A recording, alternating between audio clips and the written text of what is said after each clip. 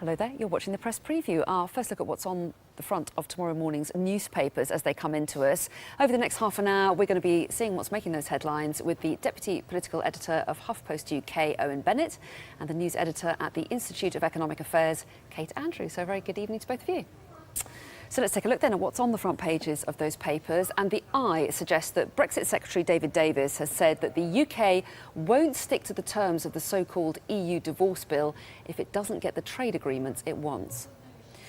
Officials in both Dublin and Brussels are voicing concerns that an agreement on the future of the Irish border may not stick, so says The Times.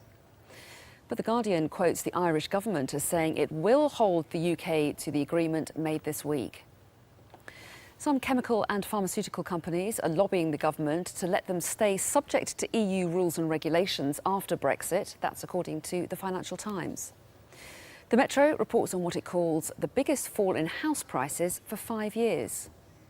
Meanwhile, The Telegraph has word of an NHS survey which it claims asks 10-year-olds if they're comfortable with their gender. There's cold comfort for readers of The Express, with its forecast that the current bout of wintry weather will get even worse. Indeed, The Star predicts temperatures as low as minus 15 degrees Celsius. The Daily Mail reports that a quarter of local councils in England won't collect certain types of plastic waste, even though they're labelled as widely recycled. So plenty to talk about there with Owen Bennett and Kate Andrews. And I think we're going to kick off with Brexit. It's been a weekend of it and more developments today. So there's The Guardian's headline, fresh doubts over Brexit deal. So where are these doubts coming from then? Well, this is still David Davis, Brexit Secretary, who was on BBC's Andrew Marr show today. And he basically just set out what was a kind of common sense position, which was what was agreed last week in Brussels. It runs through the document the words, nothing is agreed till everything is agreed. We've heard this so many times throughout these talks. And basically David Davis said, look, if we don't get a trade deal, we're not going to pay them any money, which is different to what Philip Hammond said last week, but he was slapped down by Downing Street. Why are we going to pay money for lots of things we're going to get if we're not going to get a trade deal? Seems to be perfectly sensible, and once again seems to be the government line. On things like the Irish border, even though he said that what was agreed in this document wouldn't hold up, he was very, very clear there would be no hard border in Ireland, even in the case of no deal. We see today, and we see in these papers, that the Irish government are claiming that, that this is Britain going back on the deal and that kind of stuff. Brussels are the ones who keep saying no deal, nothing's agreed till everything is agreed. They should be pointing their guns at Brussels in this case, not at the British government, in my view. And I'm no great lover of Brexit and David Davis, but I think that actually all he's done here is just merely draw natural conclusions. Do you think that's right, Kate, or did the Irish government have a point feeling worried about it? David Davis has made a distinction, hasn't he? He said it's a statement of intent rather than being legally enforceable. Well, the Irish government says that's bizarre, and some people watching might think, well, what's the point of the agreement if it's not enforceable? We have to remember what everyone's incentive is going through this negotiation process, and right now Ireland in particular has a lot of political capital. They're the focus of discussion, and they are able to push back right now and say, we want to make sure that this commitment to a soft border is binding. This is their moment to say that. And so, of course, it's in their interest to come back and say, we thought that was binding. We thought you had guaranteed that to us. Because once these negotiations go on and the UK gets deeper into conversation with Brussels, Ireland's going to be pushed back a bit. They're not going to be the center of attention. So we have to understand where they're coming from in this particular moment. But I think Owen is completely right. Of course, this isn't guaranteed, because if everything goes out the window, if talks stall, if talks deteriorate, it's not obvious that we'd be paying extra money to the EU. Perhaps Hammond last week had a point. He was suggesting that we have certain liabilities that we've promised to the EU. They've been spending money based on what we'd be contributing. Who would ever go into a free trade deal with us in the future if they couldn't trust us to pay up what we promised? So there's a point there, but why would we be spending extra billions if we weren't getting anything? That, I think, was David Davis's point today. And let's just take a look at the Times main headline, Ireland warns May over Brexit. And presumably part of what David Davis is doing is trying to soothe the feathers of some Brexiteers whose feathers might, I don't know, I've got a bit lost on my analogy there. Ruffled feathers were a bit ruffled, yes. By the Ireland question, worried about this talk of full alignment, thinking that might mean we're heading for a soft Brexit. Presumably David Davis is saying, nothing, it's all up for grabs. Yeah, and I think that the point, David Davis, Boris Johnson, we've had Michael Gove this weekend saying that, exactly that, everything's still up for grabs. And the point that they're trying to make is, just because we've agreed in principle that we're going to have on these areas, certain agriculture, for example, we're going to we're going to keep the full alignment. That's the kind of worst case scenario. They're saying maybe we're able to get a better deal on that.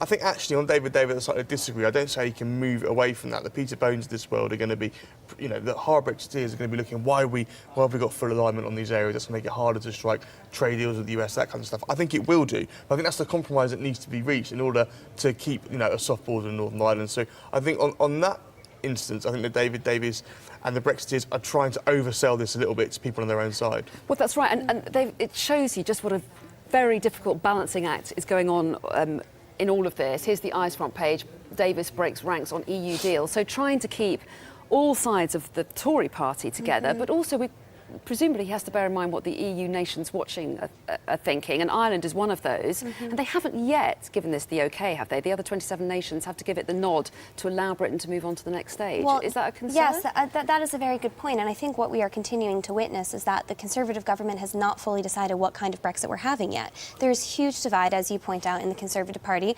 between the softer Brexiteers, even those who might want a second referendum possibly, and the hard Brexiteers, who I think are a bit more vocal and are defining the Conservative Party a bit more at the moment. But we know that Philip Hammond is certainly more of a soft Brexiteer. He's in a very prominent position as Chancellor.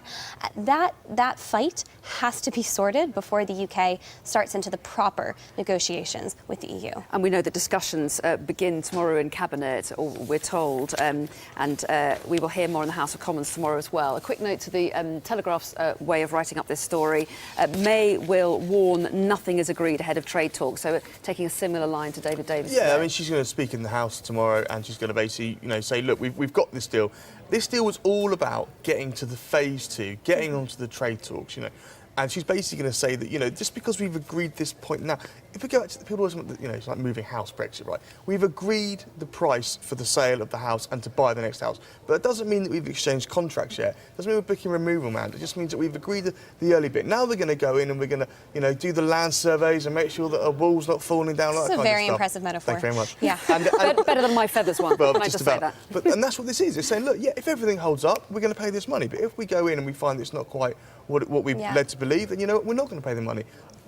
Is that not perfectly sensible? I don't see how. And sensible when you're trying to get the best deal for your country. I mean, that's a perfectly normal way to negotiate. And so what's your view on what's been achieved by Theresa May? Because clearly it's been a better weekend for her than she's had for a very long time. Has she pulled something quite clever off here in keeping everyone on side? I think a lot of the discussions around the border and around the EU at the moment have really been a game of politics. We haven't actually seen much policy position change here. It was always suspected we were going to leave the single market and customs union. I think it's also always been relatively expected that we will try to align ourselves with the EU as to not cut them off as a trading partner. So I think she's done something impressive by winning the politics match in this particular round. But as Owen points out, this was the deal to start negotiating the deal. We're not there yet. There's a long way to go. And the FT nods to some of the issues that will come up along the way. They're talking about chemicals and pharmaceutical companies wanting a certain kind of deal. Yeah, there's a letter written to Michael Gove by the Chemical Industries Association, who basically said to the government it wants to do all it can to remain within or as close as possible to the EU's rule book. And what you're seeing now is you saw in this deal that's not quite a deal, them carving out sectors which affect the Irish economy in the north-south, their agriculture, energy, and now other sectors looking at it going, well, hold on a minute, if that's a special case, then we're a special case for X reason, or we're a special case for Y reason. We're going to see that from the automotive industry, we're going to see it probably from the financial service industry, we're going to see it from pharmaceuticals. And let's not forget that the automotive industry, I think Nissan put a lot of money into a new plant, or updating the plant, and it was all about what promises were given by the government. The pharmaceutical industries in the past couple of weeks, when the government launched their industrial strategy, there was all this money coming in from foreign companies into the UK there. Did they get a similar kind of promise that the Irish government are getting? We just don't know about it. And we did hear David Davis giving us a bit more of an idea of perhaps the direction in which we're headed when he said that Britain wants a Canada +++ deal. Does this idea of different industries getting a specific deal play into that? Would that work under that kind of a deal? Well, possibly, but it's going to depend on what we want to be able to trade with other countries and what the EU will accept as being okay, being imported what the EU will accept as being okay as being imported into the UK. And this goes back to that phrase of regulatory alignment. Are we going to be recognizing mutual standards? If so, if we crashed out with no deal tomorrow, which, I mean, very few people want, that would be a terrible scenario. But if we did, it doesn't mean that the pharmaceutical industry would have to stop trading across borders borders, if we mutually recognize each other's standards, trade could continue. So I think it will be industry dependent, but it really goes back to what each body is willing to tolerate and put up with, and if they trust what's coming into the country as opposed to what we're putting back out. OK, the FT, one of the few front pages tomorrow not to have a picture of people larking about in the snow.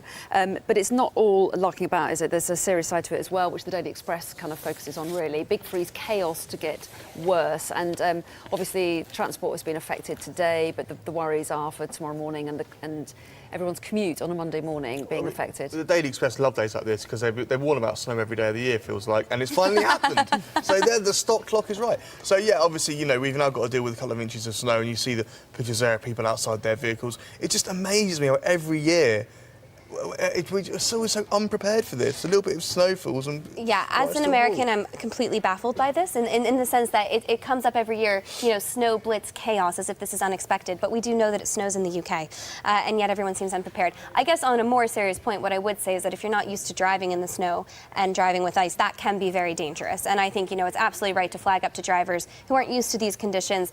Stay off the road if you can, and if you have to be driving, be very careful. But, you know, for people walking to work, it's a bit of snow. Enjoy it. It's almost Christmas. That means I will fall over tomorrow now. I'm sorry, I did not mean to jinx you. Batten down the hatches. Good stuff. We're going to take a little bit of a pause. Still to come, though, are dogs better at interpreting human emotions than we are at interpreting theirs? Find out after the break.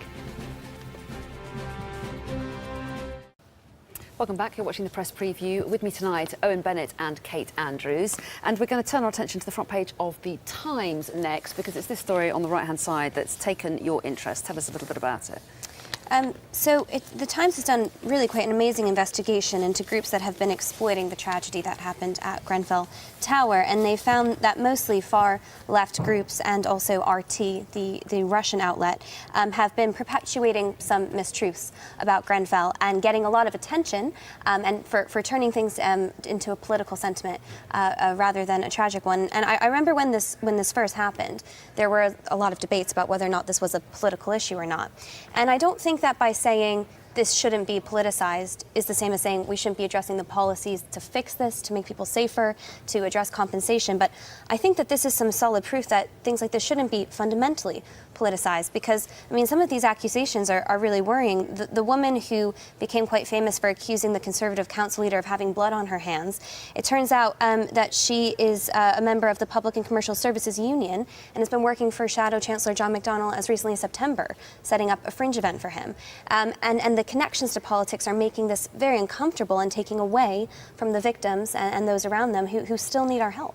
And obviously, I have no idea what that individual would say about that accusation. But to what extent there's a fine line, isn't there, between people genuinely trying to help people, to help victims in circumstances like this, and perhaps sometimes going too far? Well, I mean, I've had a glance over this double-page spread.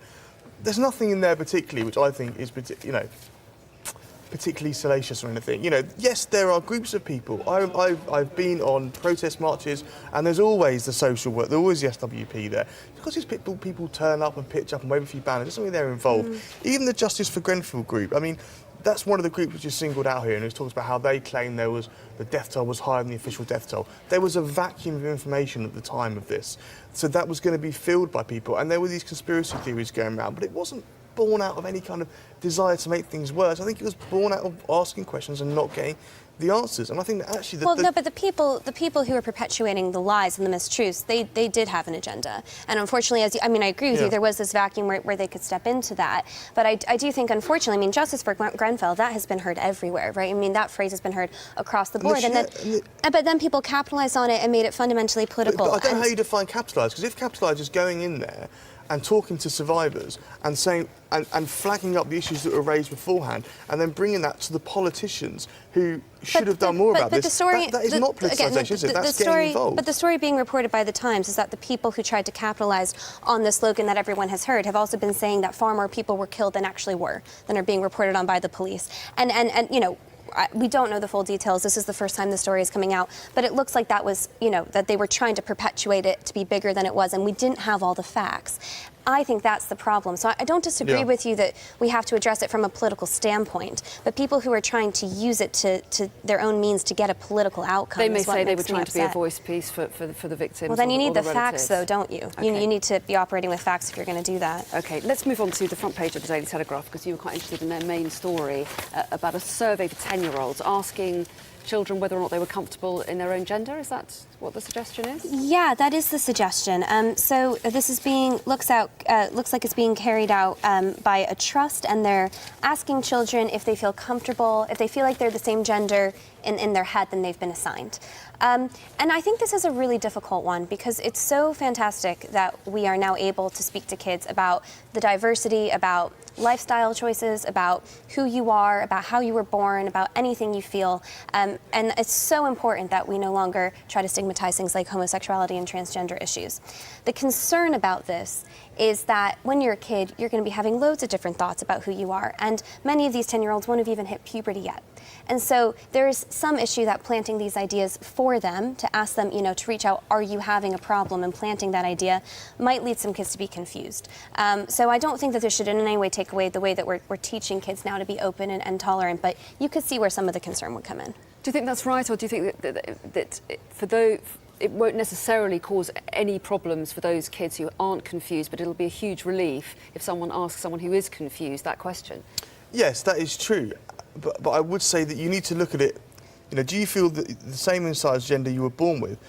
That's such a broad question, because say you're a 10-year-old boy and you're not into football and all your mates are, and you like a different kind of music to it, all that kind of stuff, and you identify more with the girls, but you might not feel that you want to be a girl. So you need to really explain to people what it means by gender here. And then when you go home and say to your parents, and one of the mums says here, my daughter came home, I had to explain this to her, do the parents have the tools to have this conversation, which is a very deeply philosophical conversation with a 10-year-old? I'm not sure that they do. And I get the aspect that if it helps one person, surely it's worth it, but I just worry that the issues around it haven't You've been also fully hit the nail on the head in a sense that it's a much bigger conversation that one question probably can't get to the bottom of. Exactly right, yeah. OK, let's move on now to the pressing issue of dogs and emotions. So, a very nice headline there, dogs take the lead. See what they did there? Oh, yeah. In reading mood. So how good are dogs at reading our emotions and vice versa? Apparently dogs are better at reading ours than we're reading of them, and apparently dogs like being with their owners, but they don't like being hugged. Yeah. Apparently. And then when people get told this, people always say, oh yeah, but not my dog loves it. And they're like, no, believe me, dogs don't like it. It makes you feel anxious and worried that something's wrong, apparently. Apparently. Gives some sadness in their eyes. I mean, this is just more evidence that we should all be cat people. I mean, that's what I think. This is what totally I take away agree from with this. you. Yeah, absolutely. Because, I feel like the relationship between owner and cat is very clear. Yeah. The cat is in charge. This is clearly breaking down. Yeah, the cat doesn't like you all that much, and you have to work for it. And that's clear cut, and everyone's being respected, really, in that situation. Down with dogs. Oh, dear, Whoa, oh dear. whoa. Now you're going to get a backlash. And on that bombshell, We're out of time. We will see you both again at 11:30. For the moment, though, thanks very much indeed.